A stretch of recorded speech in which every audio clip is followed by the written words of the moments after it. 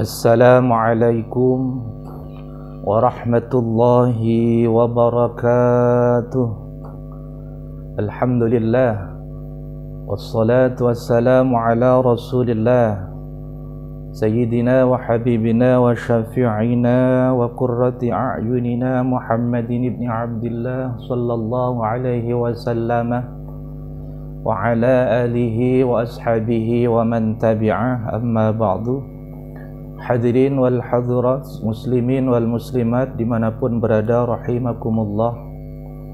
Alhamdulillah, untuk hari ini kita akan melanjutkan kajian, membacakan beberapa pertanyaan dari sahabat-sahabat kita, dari saudara-saudara kita tentang permasalahan problema rumah tangga maupun permasalahan keagamaan. Untuk yang pertama kita akan membacakan pertanyaan dari Ibu Destantia dari Pondok Pinang, Jakarta Selatan, menanyakan tentang memakan makanan yang ada kandungan babinya. Untuk yang kedua nanti kita akan membacakan pertanyaan dari Maimunah dari Keramat Jati, Jakarta, menanyakan tentang diterimakah sholat kita jika sering bicara kotor. Hadirin wal hadirat, muslimin wal muslimat rahimakumullah. Untuk yang pertama dari Ibu Destantia, Assalamualaikum warahmatullahi wabarakatuh. Pak Ustadz, saya seorang gadis berjilbab. Suatu ketika saya diajak makan siang dengan teman-teman. Salah satu yang saya makan ada kandungan babinya dan saya tidak tahu. Apakah saya berdosa telah makan makanan haram? Karena sampai sekarang saya masih merasa berdosa, Pak Ustadz. Saya minta doanya supaya saya bisa lapang dalam menerima cobaan ini. Hadirin wal hadirat, muslimin muslimat rahimakumullah. Bapak Profesor Dr. Kiai Haji Muhammad Quraisy Shihab memberi tanggapan dan penjelasan. Seseorang tidak dinilai berdosa apalagi ia melanggar akibat terpaksa melakukan suatu dosa atau melakukannya karena tidak tahu. Karena itu Anda tidak berdosa. Memang baik Anda beristighfar, memohon ampun atas kekeliruan yang terjadi, dan kalaupun akan berdoa, berdoalah agar tidak terjerumus dalam kesalahan yang serupa. Untuk itu amat baik Anda membaca firman Allah Subhanahu wa Ta'ala yang tertuang dalam Al-Quran surat Al-Baqarah ayat 286. Rabbana la tu'akhidna in nasina aw akhtana. Rabbana wa la tahmil alaina isran kama hamaltahu 'alal ladzina min qablina. Rabbana wa la tuhammilna ma la taqata lana bih wa'fu 'anna waghfir lana warhamna anta maulana fansurna 'alal qaumil kafirin. Wahai Allah, Tuhan kami, janganlah Engkau hukum kami jika kami lupa atau kami bersalah. Ya Allah, ya Tuhan kami, janganlah Engkau bebankan kepada kami beban yang berat sebagaimana Engkau bebankan kepada orang-orang yang sebelum kami. Ya Allah, ya Tuhan kami, janganlah Engkau pikulkan kepada kami apa yang tak sanggup kami memikulnya. Beri maaf kami, ampunilah kami, dan rahmatilah kami. Engkaulah penolong kami, maka tolonglah kami terhadap kaum-kaum yang kafir. Hadirin wal hadirat rahimakumullah, itulah tanggapan dari Bapak Profesor Dr. Kiai Haji Muhammad Quraisy Shihab atas pertanyaan dari Ibu Destantia yang telah memakan makanan yang ada kandungan babinya.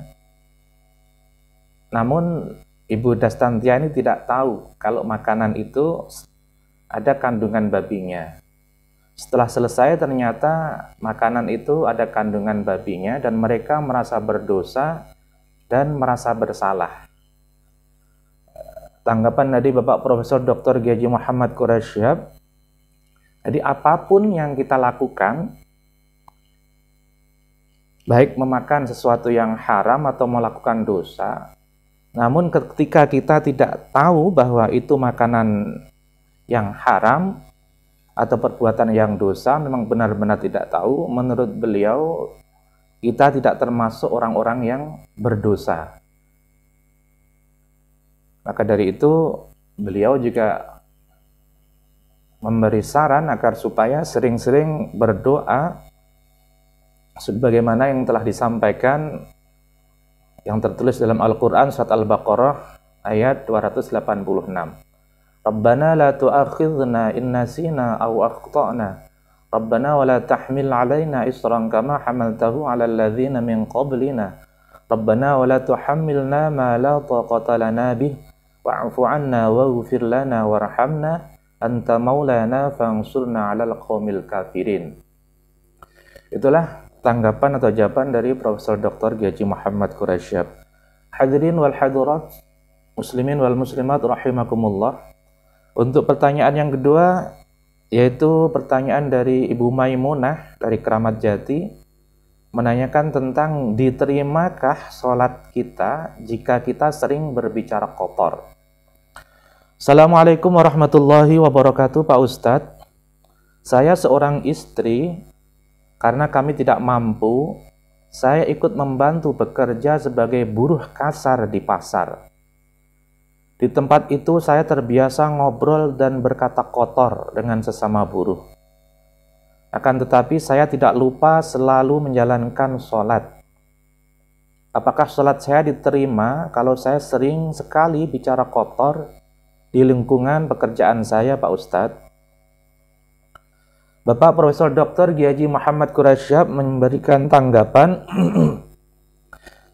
ada syarat-syarat wajib dan syarat sahnya sholat. Ada juga ketentuan-ketentuan hukum yang dinilai membatalkan sholat. Tidak ada yang berkaitan dengan ucapan setelah sholat, baik ucapan bersih maupun ucapan kotor. Kendati demikian, perlu disadari bahwa dengan sholat, seseorang berusaha mendekat kepada Allah dan meraih ridhonya, serta dikabulkan permohonannya. Karena sholat sebagaimana makna kebahasaannya adalah doa. Jika demikian, seseorang baik dalam sholat maupun di luar sholat, yakni dalam kesehariannya, harus selalu melakukan hal-hal yang disukai Allah dan menghindar dari yang tidak disukainya. Salah satu yang ditegaskannya adalah Allah tidak menyukai ucapan buruk yang diucapkan dengan terang-terangan, kecuali oleh orang-orang yang dianiaya. Allah adalah Maha mendengar lagi Maha mengetahui. Terdapat dalam Al-Quran surat An-Nisa ayat 148. Karena itu hindarilah hal-hal tersebut. Semoga tujuan kita melaksanakan sholat dan berdoa diterima oleh Allah. Hadirin wal hadirat rahimakumullah, itulah tanggapan dari Profesor Dr. Gyaji Muhammad Quraisyhab atas pertanyaan dari Ibu Maimunah, diterima atau tidakkah sholat kita ketika kita sering mengucapkan ucapan kotor. Beliau menjawab bahwasanya ketika kita menjalankan sholat, itu ada syarat sahnya sholat dan syarat wajibnya sholat. Ada rukun sholat.